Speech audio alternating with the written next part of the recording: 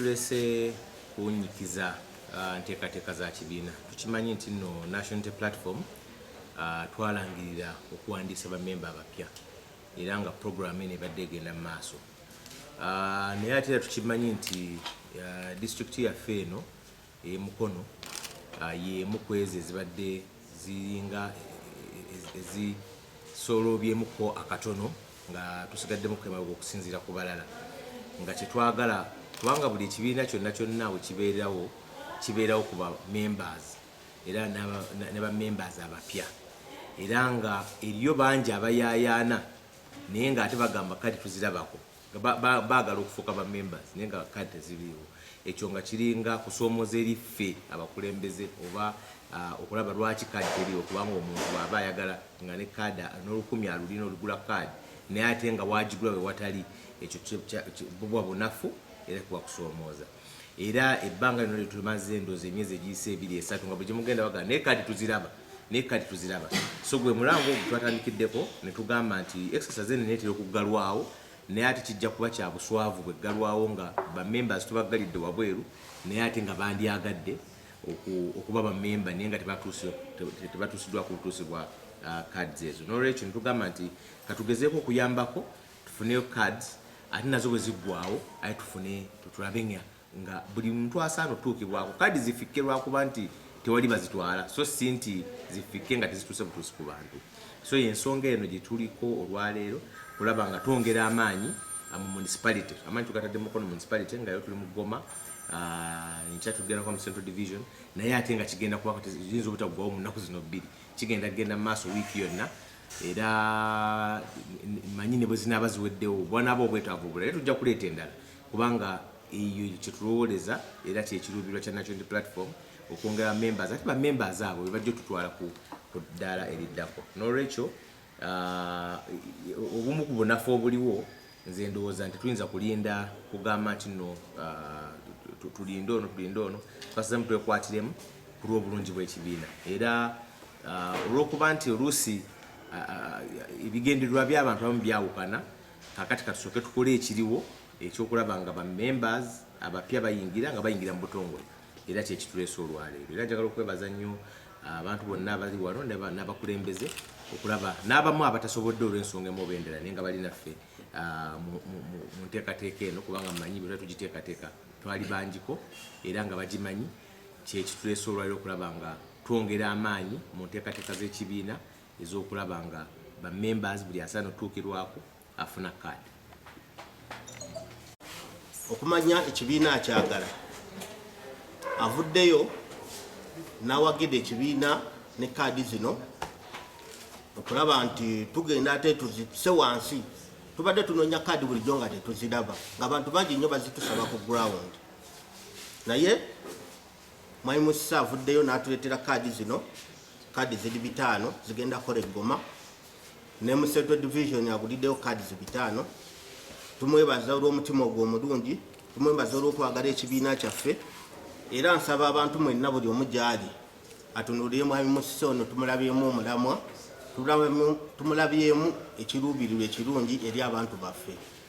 Nsaba mwenna mumwegatteko ku lw'obukulembeze obulungi n'olw'enkulaakulana y'ekitundu kyaffe.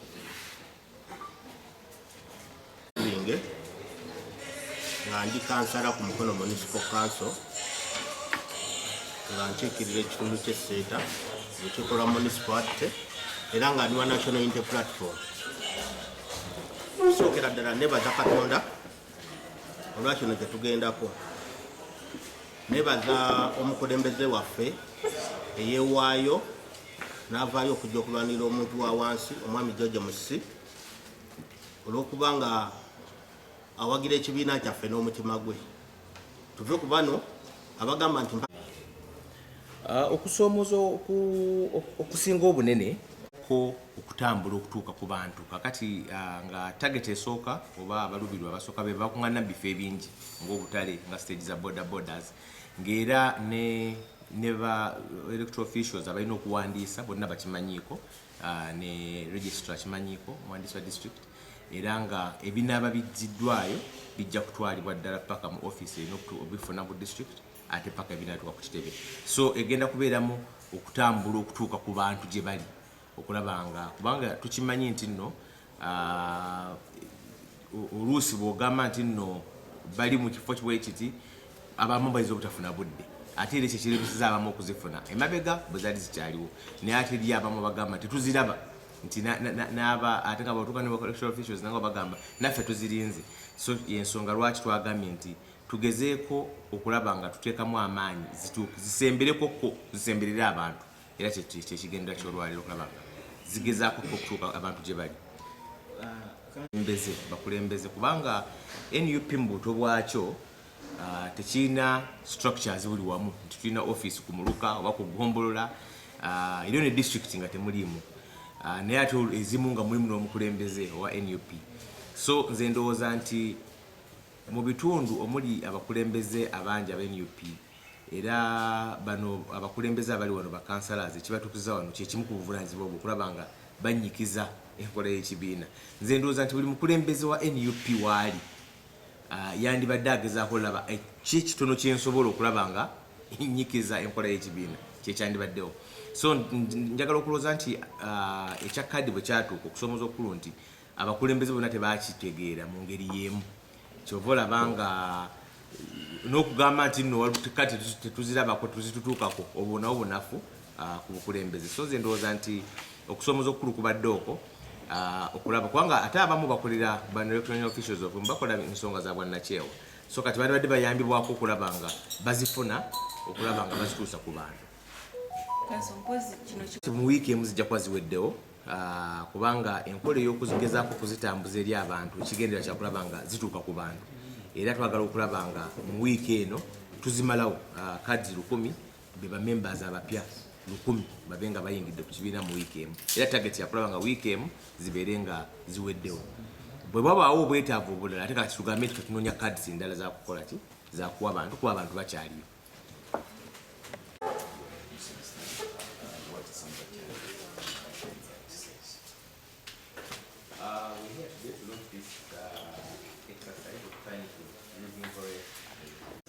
But they have not been getting the cards. They have not even been knowing where to access them from. So we said that we need to reinvigorate that exercise before it formally closes, because the strength of the party is membership, and we would like to get as more members as possible to join the party. So it would be very ashaming if people would wish to be members of NUP, but they don't have access to where to get the cards. That's why we decided to help out in this exercise, focusing on Mukono municipality. We know that Mukono, as a district as a whole, when they made the last returns, is one of those which has been lagging a little behind other districts in terms of member registration. And one of the challenges was that people were not knowing where to access the cards from, were not even getting them. Sometimes even the electoral officials, the NUP officials, didn't have the cards themselves. So we decided to help out in this exercise, try to have people move closer to where people concentrate mostly, maybe markets, border stages, garages, to see that we get as more people as possible. And this is targeting the 2 divisions of Boma and Central Division. And we hope that in the next couple of days, maybe from today till the next week, at least 1,000 people would have joined the party as new members. And then we see whether to have more cards, because if there is more demand, we shall have more cards. It's our duty as NUP members to get more people on board. One of the key challenges has been that all the leaders of NUP possibly have not done enough in terms of promoting this exercise. And the leaders who are here are doing their part, because the issue was each person to do the little they can, trying to ensure that the party gets more members. Mukono, as one of the districts with most elected officials on NUP, we would have had more leaders try to support this exercise by ensuring that people get the cards, but they have not. Some of them have not done the little they could do. That's why we are coming in, because the strength of the party, like I've mentioned, is in membership, and we need to get as more members on board as possible. So we are trying to drive this exercise, try to push it closer to the people, to see that no one is left out. Every person who is willing to be a member should join NUP. You earlier mentioned this one. Since I member Bameka, having had a number of challenges in the last 4 or 5 years with the arrests, with the intimidations, with so on and so forth, it has not been able to fully get structures right from the village all the way up to in the last 3 or 4 years, given the circumstances and the challenges the party has faced. So that has been a challenge. That has posed a challenge. But of course, the duty would have been unto wherever there is a leader to try to see how you can support, that by filling in the gap where there is absence of a party by being the office yourself, because sometimes that's how things are supposed to be working. So it has affected because it would have been better if there were structures, but given the time that the party has spent and the number of challenges it has faced, especially the operation from the state, it's posed the challenge to see that party structures are built in the short term. Mwezi guno gutandise bagenda kigenda kulangirirwa. Dr. Kanaga is in charge of mobilization. Tannaba kunganya returns zonna kulangirira. Ate era nkimanyi nti kibadde kigenda mu maaso okumala akabanga kati. Kibadde kitambula n'olwaleero bw'olyawo eriyo n'abazejjo nkimanyi nti maaso awo mu wiiki ezitasooka nkaaga wagenda kuba okulangirira kwa abakaita bamugundi eno kaadi zimmeka returns zimmeka kubanga kibadde kigenda mu maaso megeza akajja manye ebizo so saagala kukirangirira okulaba nga twongeramu okukola mass mobilization okulaba nga abantu baffe bawandiisibwa okufuna kaadi z'ekibiina kyamazima nga bwayogedde Mukono municipality tubadde tukyali wala nnyo nga abantu tubajumbiza nnyo abantu banya beebuuza kaadi ziriwa naye njagala okumwebaza olw'omukisa guno gwatuwadde nga Mukono municipality Boma division the central division leero tuli wano nkya tugenda kubeera mu Mukono central division okulaba nga mulimu guno gutambula bulungi nnyo so nyongera okunga bana Mukono bonna baveeyo basobole okujumbira omulimu guno gw'okwewandiisa okulaba nga bayingira ekibiina kyaffe eky'NUP kubanga oba tolina kaadi ya kibiina tuba memba mujju so tubakuwala gye bali baveeyo bafune kaadi z'ekibiina twetegera okulonda okwa 2006. Thank you.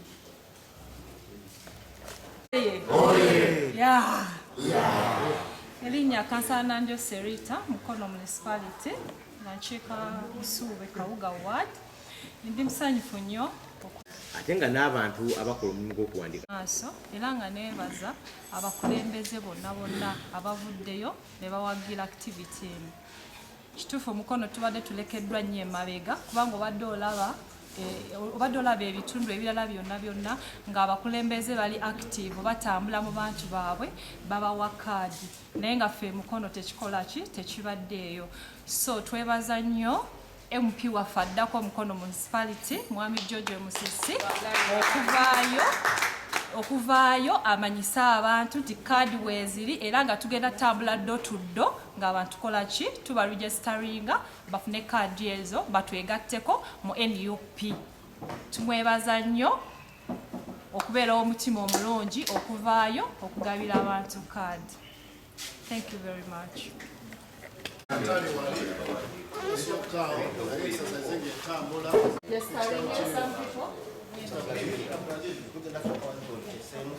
Bantu gye bali nga tusoose okutandikira ebifo ebikuŋŋaaniramu abantu abangi kubanga kyangu okutuuka ku bantu abangi nga bali mu kifo ekimu ng'akatale ng'abakolera mu garagi okulaba nga tusooke tubatuukeko mu kifo ky'okubalinda bo bajje gye tuli era y'ensonga lwaki twalowoozezza nti nno kino enkola yakwongera mu maanyi mu kuwandiisa kuno kubanga tukimanyi nti nno bamemba abangi ge maanyi ga NUP so kino kyakulaba nga twongera amaanyi mu kibiina ate nga omutalekebwa wabweru lwakuba nti teyatuukibwako naye nga buli muntu tugezeko mutuukako okulaba nga tufuna abamembers abapya.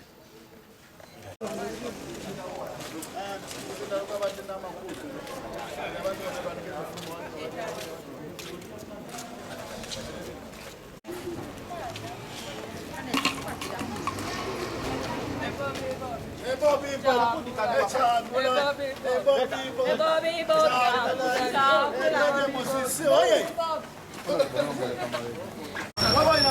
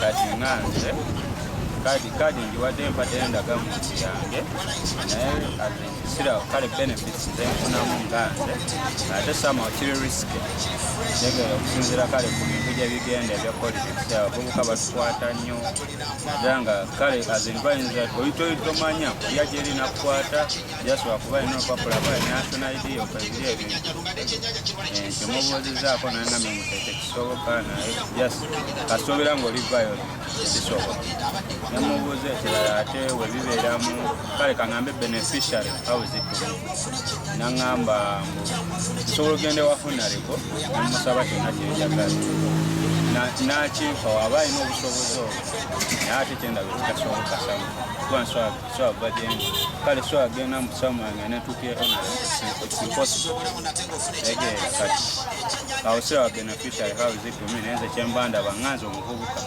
kiba kiyamba bonga bonze mba sira kyanyongeddeko awo ate singa ŋŋambye omuvubuka kwongeddeko kino eno kuba nange kale mba nina kyemwongeddeko yengo mutuma muwadde obululu oba muwadde nange aba alina okunkompasetinga obulamu wange buli at risk banaawo kubanga ebintu birinya at risk naddala eri kutali yaffe abavubuka newenze nsiiwa waneyo naye tumanyi bayinza okuntwala kati nina okumanya house of amwai ate nfuniramu wadde sitategeddeedi wadde mpatteyo ebintu byange ekyo ndi mukutya naye wadde okufunamu nanimanya agabyeyo kagabye nfunyeyo kuba naye nkola wane nkamanyi tagayakakanusu awumanya nkoze naye kati kansiseemu tekirina buzibu omanya ayinza okuyamba mu maaso awo naye abadde ankangamu nkaawo ngaomuvubuka ngamba omulenzi we bali kunkonamuko onyemereddewo naye nga ekyo ekyange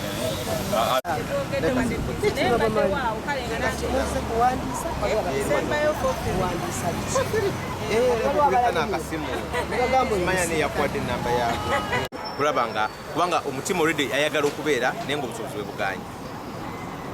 Ekigendererwa ekisinga obukulu era obunene kyakulaba nga buli muntu ayagala okufuna kaadi kubanga kono oteekako n'omukono nga kyeyagalire buli ayagala ng'afuna. Omukulembeze omulimu gwo gwakulaba nga oyongera amaanyi mu national platform ne mukulembeze wa national platform. Ekyokubiri amaanyi gali mu members, amaanyi gali mu bantu bangi.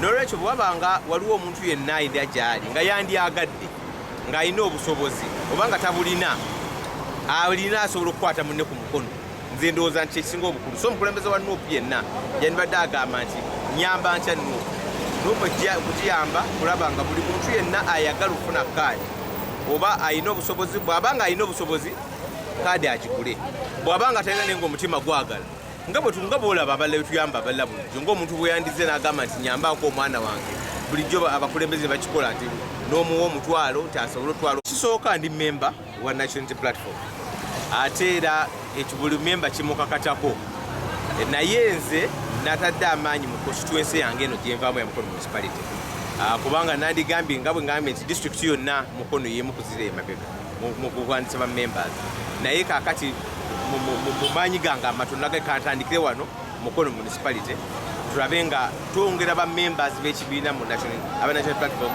buli ayagala okufuna kaadi tube nga tumutuukako kubanga kimanyi nti n'abali mu byalo so bano abali wokkawokka baŋŋambye bangi nnyo nti bane nga tetuziraba so nentwala obuvunanyizibwa nga munnakibiina okulaba nga ngezaako okuyamba kukulaba ng'abantu bafuna cards.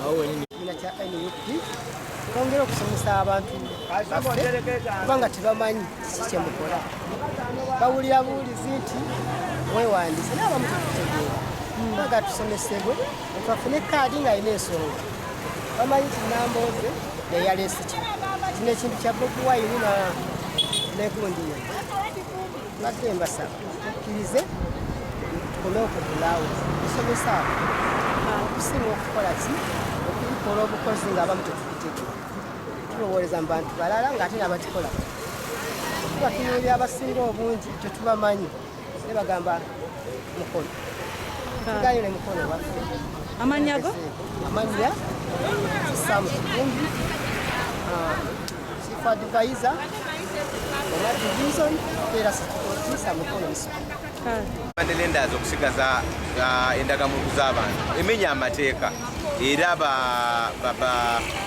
n'ekitongole ekibafuga ekya Uganda Microfinance Agency kyabalabula dda nti kimu ku nsonga enza okukuggisaako license y'okusigaza endagamuntu y'omuntu ne bwe ziba kooti tezikyakkirizibwa kusigaza endagamuntu z'abantu olwekino nti omuntu olwokuba yeyimiridde oba olwokuba muntu avunaaniddwa lwakuba nti abamu abakikola si bammanirenda abawandiise abamu abakikola bammanirenda bano abakola omulimu ogwo nga tebalina license so kakati ekyo baba bakikola mu bumenyi bw'amateeka era ndowooza abo kyetaaga kulaba bantu sikinoomu abalina bwezityo kubanga n'okuwolobooza ssente nga tolina license oba omenya musango kitegeeza nti obwanga akola endagaano ey'omukwano obukwano nga tolina kukyajinga interest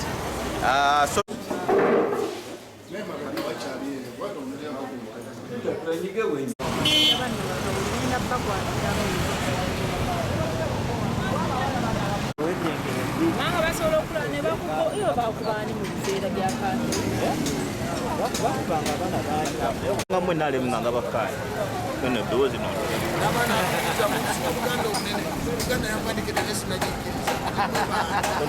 Look at this man. Let me be the first person even to be registered to be given the card. You are saying something? Because you recruit from others.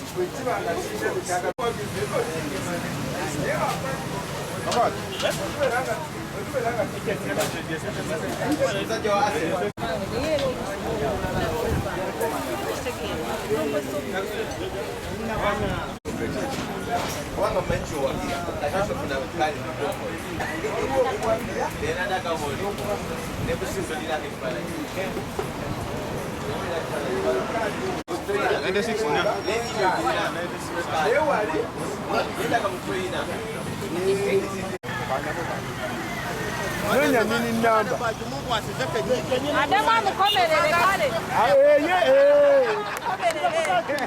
Mwabali mu kintu. Kaadi y'ekibiina gy'oyagala. Ne bw'oba n'ekibiina ekirala twagala okukuvuba.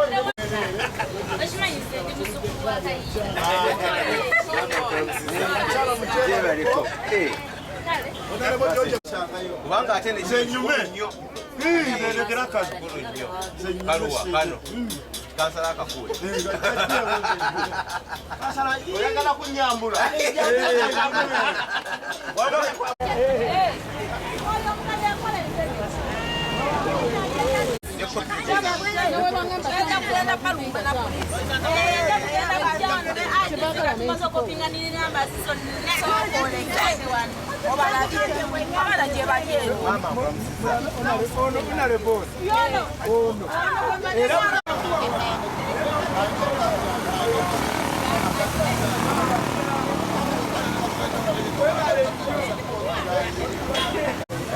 It is 1994, that's